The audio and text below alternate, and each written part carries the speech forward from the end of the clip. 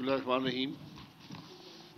آج ہم نے 2 دن پہلے وعدہ کیا تھا کہ جو فائنانس بل میں امینڈمنٹ پاس ہوئی ہے جس نے پاکستان کے عوام پر 700 ارب روپے سالانہ کا بوجھ ڈال دیا ہے، اسی رات جمعرات کو ایک اور بل پاس ہوا قومی اسمبلی میں، اس میں کوئی بحث نہ ہوئی، نہ کوئی ترامیم سنی گئی، نہ کوئی بحث ہو سکی۔ اور یہ بل جو ہے اس کے بہت گہرے اثرات پاکستان کی معیشت پر اور پاکستان کے عوام پر پڑیں گے۔ اور یہ ایک عجیب تضاد ہے کہ رات کے 11 بجے یہ اسٹیٹ بینک امینڈمنٹ ایکٹ پاس کیا گیا اور صبح پاکستان کی نیشنل سیکورٹی پالیسی کی رونمائی ہوئی، اور اس پالیسی کا بڑا عنصر وہی چیز تھی جو اس ملک کے سیاستدان پچھلے 70 سال سے کہہ رہے ہیں کہ کسی ملک کی نیشنل سیکورٹی کا دار و مدار اس کی معیشت پر ہوتا ہے۔ لیکن بدنصیبی یہ ہے کہ صبح رونمائی کی گئی اور اس سے 12 گھنٹے پہلے پاکستان کی معیشت،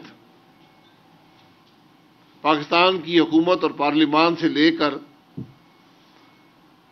اسٹیٹ بینک کے حوالے کر دی گئی، اور وہ اسٹیٹ بینک جو آٹونومس تو 1956 کے ایکٹ کے مطابق ہے، لیکن اب وہ مکمل طور پر پاکستان کے معاملات سے آزاد ہے۔ یعنی حکومت جو چاہے،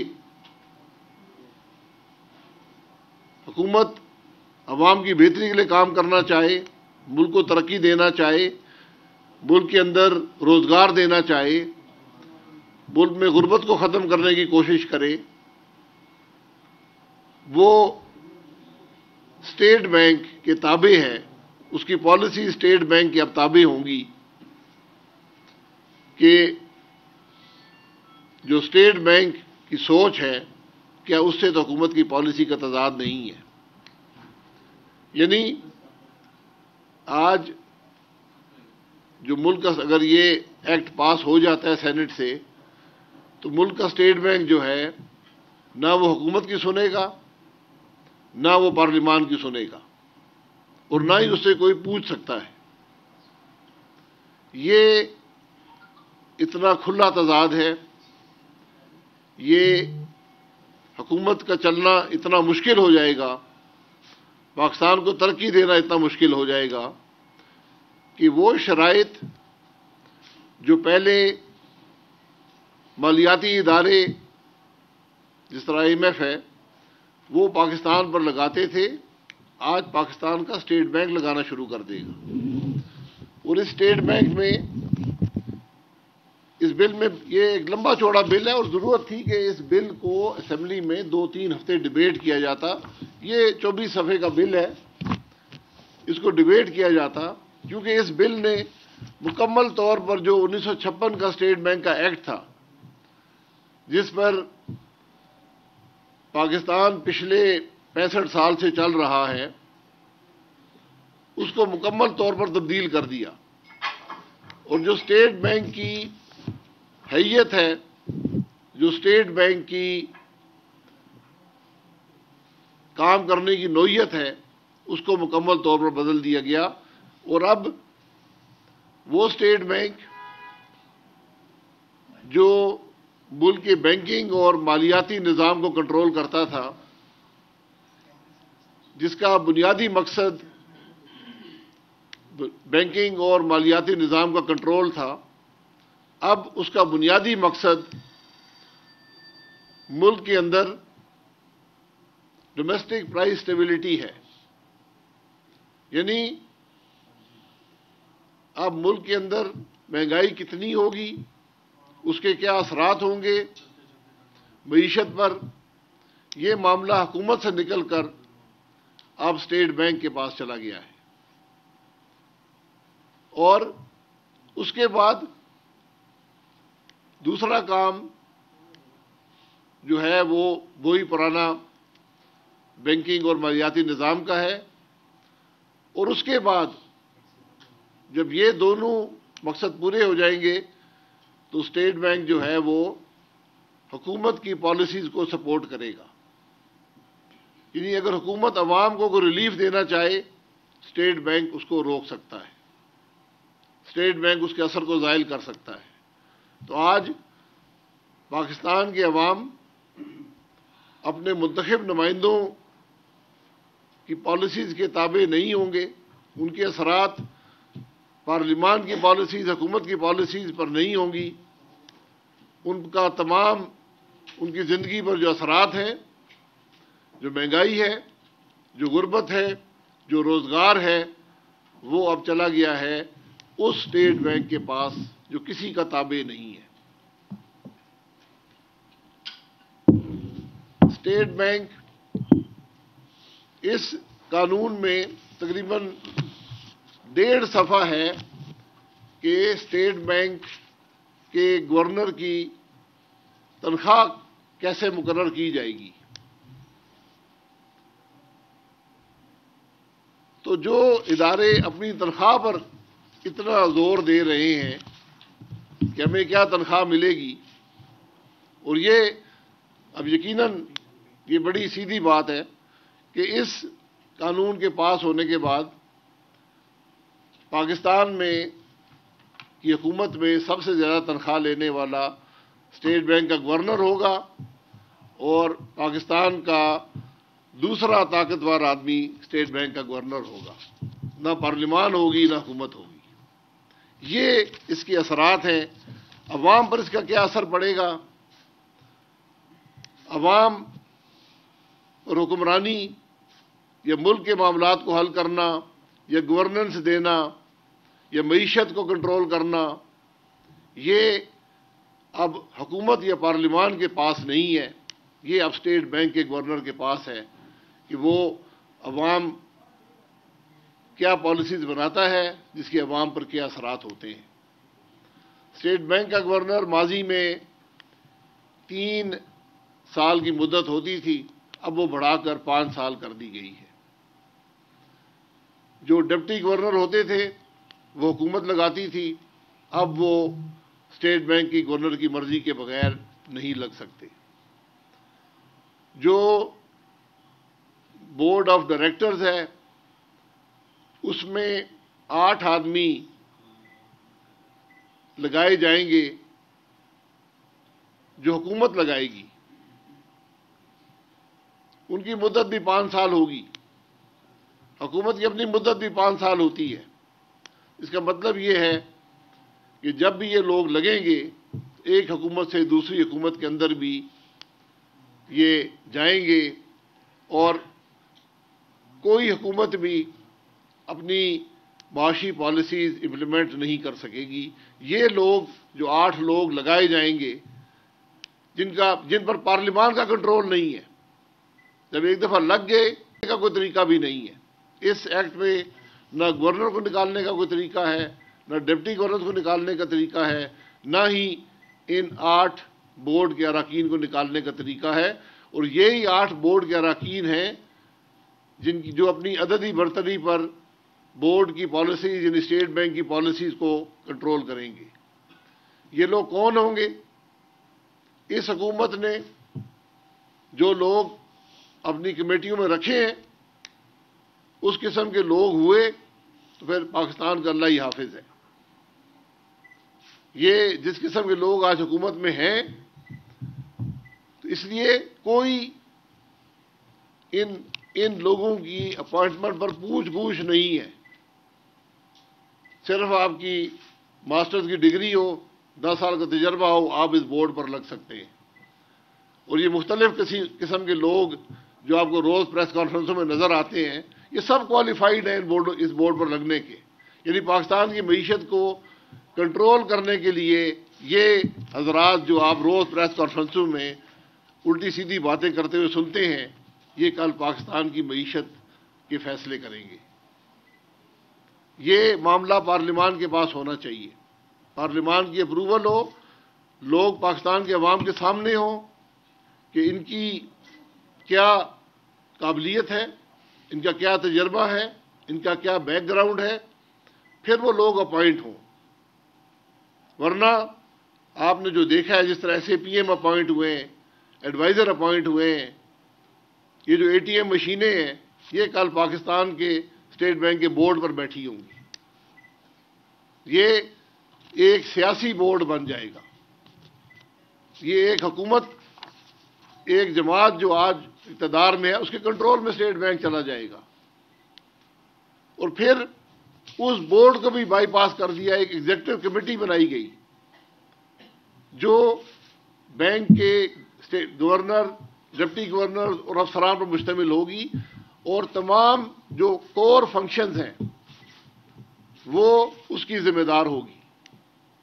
اور وہ کمیٹی 2 ممبران پر بھی فیصلے کر سکتی ہے. اس کا کورم 2 کا ہے. تو پاکستان کی معیشت کے فیصلے کل اسٹیٹ بینک کا گورنر اور ایک شخص بیٹھ کر سکیں گے. یہ ایک عجیب نظام ہے جس کی سمجھ نہیں آتی کہ اس کا مقصد کیا ہے. اور سب سے بڑا جو اسٹیٹ بینک کے اندر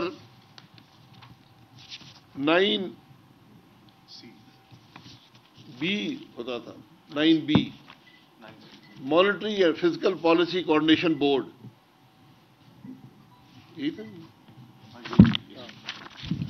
monetary and fiscal policy coordination board, جہاں پر حکومت اور اسٹیٹ بینک ایک دوسرے سے بات کرتے تھے کہ حکومت کی پالیسی کیا ہے، اس کو کس طرح اسٹیٹ بینک سپورٹ کر سکتا ہے، کس طرح عوام کو ریلیف دی جا سکتی ہے، کس طرح ملک میں روزگار بڑھایا جا سکتا ہے، ملک کو ترقی دی جا سکتی ہے.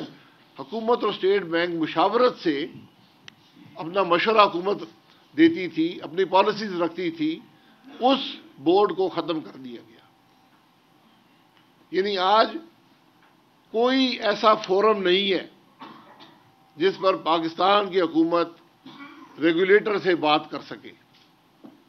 صرف ایک چھوٹا سا سینٹنس اس میں ڈالا گیا ہے کہ جی وہ منسٹر آف فائنانس اور اسٹیٹ بینک کا گورنر مشاورت کر لیا کریں گے. تو آج حکومت کی جو خود مختاری ہے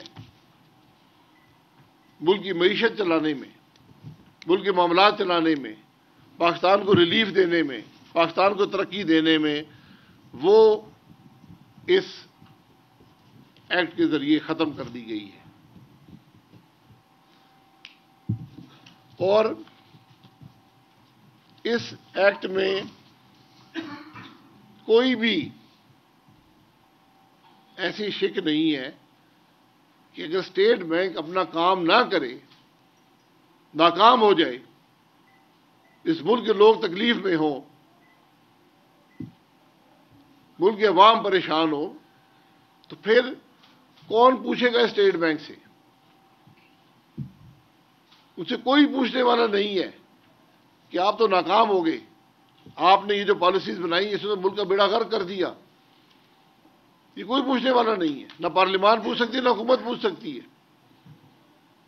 یہ ایک عجیب تضاد ہے اس سارے معاملے کے اندر. اور پھر وہ بات جس کا حکومتی وزراء نے اسمبلی میں بڑا فخر سے کہا کہ اس ایکٹ کے تحت اب حکومت اسٹیٹ بینک سے قرضہ نہیں لے سکے گی، اور اس کو اپنی بڑی کامیابی قرار دیا.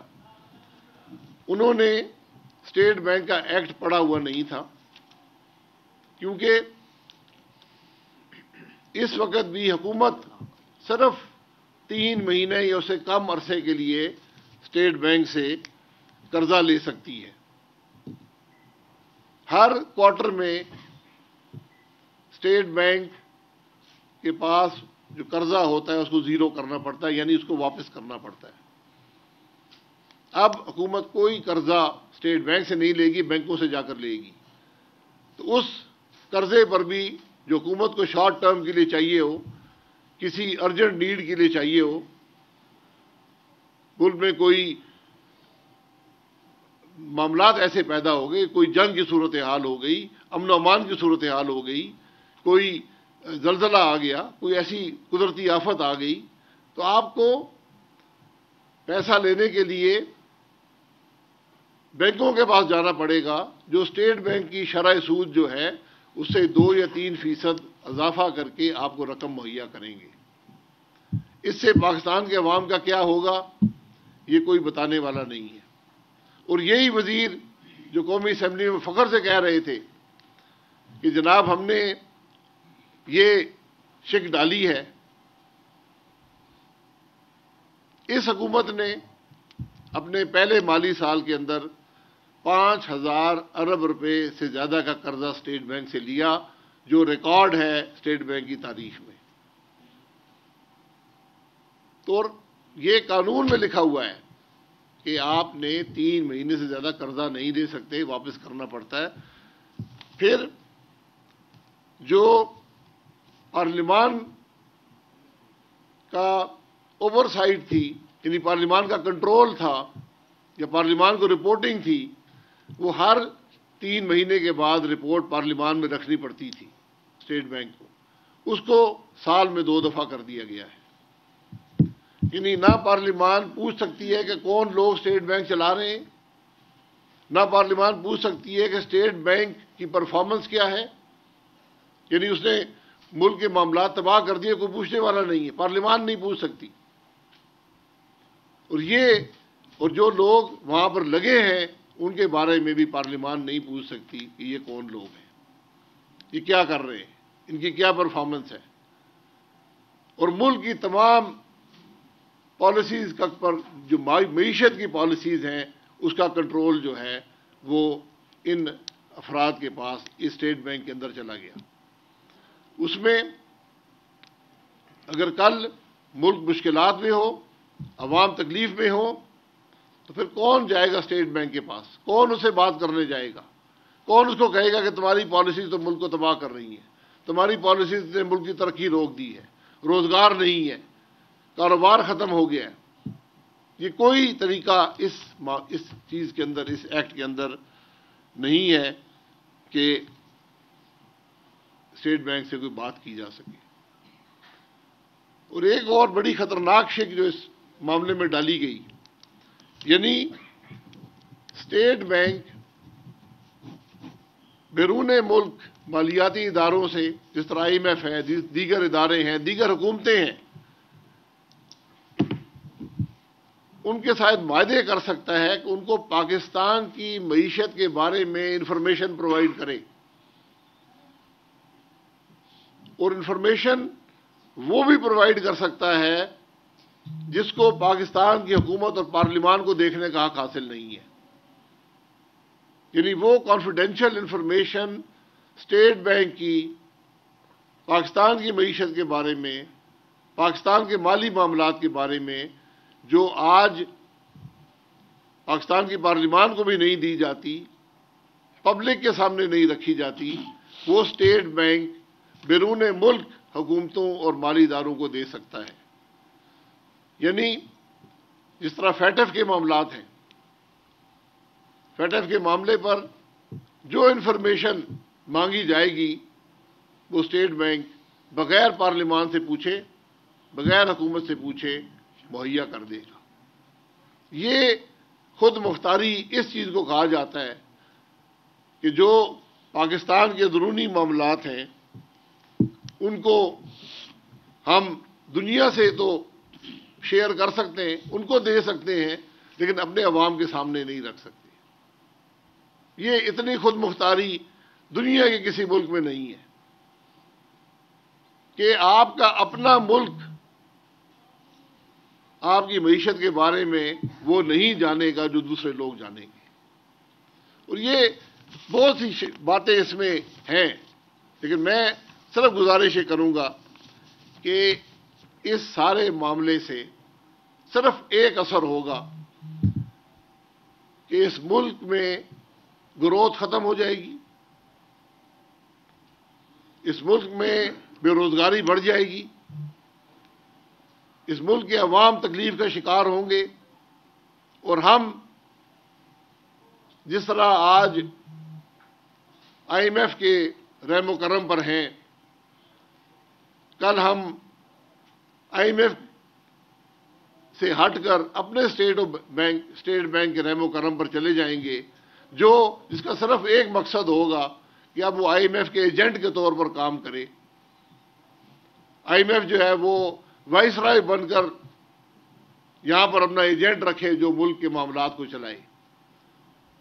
تو اس معاملے میں جب پہلے ہی نظام غیر آئینی ہے، نظام چلتا نہیں ہے، اب ہم نے مزید اس کے اندر معیشت کو بھی دوسروں کے حوالے کر دیا ہے، اور جب آپ معیشت دوسروں کے حوالے کرتے ہیں، آپ اپنی نیشنل سیکیورٹی بھی دوسروں کے حوالے کر دیتے ہیں۔ اس لیے یہ میں نے پہلے بھی کہا ہے، آج میں پھر کہنا چاہتا ہوں کہ ہماری جماعت یہ چاہتی ہے کہ اس بل پر بحث ہو، اس بل کے معاملات پاکستان کے عوام کے سامنے رکھے جائیں، پھر فیصلہ ہو۔ اور اگر یہ بل اسی شکل میں پاس ہوتا ہے تو میں آئی ایم ایف کو بھی دوسرے اداروں کو بتانا چاہتا ہوں نہایت ادب اور احترام سے کہ ہم پاکستان کے معاملات کا سودا نہیں ہونے دیں گے۔ یہ کل جب بھی حکومت آئے گی، یہ پہلا کام ہوگا کہ آرڈیننس کے ذریعے اس بل کو ریورس کیا جائے۔ حالانکہ اس بل میں یہ بھی لکھا گیا ہے کہ آپ کوئی قانون بھی بنانے سے پہلے بھی اسٹیٹ بینک کے گورنر سے مشورہ کریں گے، جو قانون اسٹیٹ بینک کے بارے میں بنائیں گے اسٹیٹ بینک سے مشورہ کریں گے۔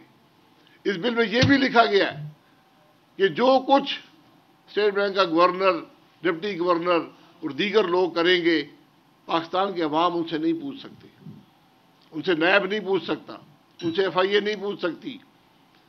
یعنی جو لوگ پاکستان کے بینکنگ اور مالیاتی نظام کو کنٹرول میں کریں گے، ان سے نہ پارلیمان پوچھ سکتا ہے، نہ حکومت پوچھ سکتی ہے، نہ ایف آئی اے پوچھ سکتا ہے، نہ عدالتیں پوچھ سکتی ہیں، نہ نیب پوچھ سکتا ہے۔ یہ اتنی خود مختاری، قانون سے بالا تر ہونا ہم نہیں سمجھتے پاکستان کے مفاد میں ہے۔ اس لیے آج ملک کی ضرورت ہے کہ اس معاملے کو، یہ معاملہ سینٹ میں ہے، اس کو وہیں پر اس کو واپس بھیجا جائے، پارلیمان میں ڈیبیٹ ہو، اور پھر جا کر بتایا جائے کہ اس کی ضرورت کیا ہے، اس کے اثرات کیا ہوں گے۔ اس کے بعد جا کر یہ قانون ایک مستقل قانون بن سکتا ہے۔ ہم نے ہمیشہ کہا ہے کہ جب بھی قانون سازی ہوتی ہے جس کا اثر پاکستان کے عوام پر براہ راست پڑتا ہے، جس کا اثر معیشت پر پڑتا ہے، یہ وہ قانون ہیں جو بہت عرصہ چلتے ہیں۔ یہ کنسنسس سے پاس ہونے چاہیے۔ جب بھی یہ قانون ایک ڈویژن سے بغیر ڈیبیٹ کے پاس ہوں گے، یہ کبھی بھی پاکستان کے معاملات کو حل نہیں کر سکتے، نہ، اور یہ پاکستان کے مفاد کے خلاف ہے۔ جی بہت شکریہ، آپ نے ایسے موقع پر پریس کانفرنس کی ہے جب پالیسی جو ہے اس کا اناؤنس ہوا ہے، اور دوسری طرف اسٹیٹ بینک آف پاکستان اور ضمنی مالیاتی بجٹ منظور ہوا ہے۔ یہ بتائیے گا، آپ نے کہا کہ آپ اس کو جیسے ہی حکومت تبدیل ہوگی تو صدارتی ریفرنس کے ذریعے ریورس کریں گے، تو یہ فرمائیے گا کہ جب تک حکومت یہ موجود ہے، جس طرح سے آپ نے کہا کہ اس طرح سے قومی راز جو ہیں وہ بھی بیرونی دنیا جائیں گے، اور اس کے ساتھ ساتھ ملکی معیشت پر، عوام پر اس کے اثرات پڑیں گے، تو فوراً اگر حکومت اس معاملے پر بحث نہیں کراتی اور اس کو سینٹ سے منظور کروا کر قانون بنا دیتی ہے، تو اس صورت میں کیا مسلم نون اس بل کو چیلنج کرے گی یا نہیں کرے گی؟ ایک چیز، اور دوسرا ساتھ یہ بتائیے گا کہ قومی سلامتی پالیسی مرتب ہو گئی اور حکومت یہ کہتی ہے کہ اپوزیشن خود نہیں آئی، اس لیے اس کی ان پٹ جو ہے وہ اس پالیسی میں ہم نے نہیں لی اور اب ہم نے منظور کر دی ہے، اس پر مسلم نون کا کیا ہوگا؟ دیکھیں، یہ بڑی سیدھی بات ہے کہ جو قانون بھی پاکستان کے عوام کے مفاد میں نہیں ہوگا، ملک کی خود مختاری کے خلاف ہوگا، اس کو ریورس کرنا پڑے گا۔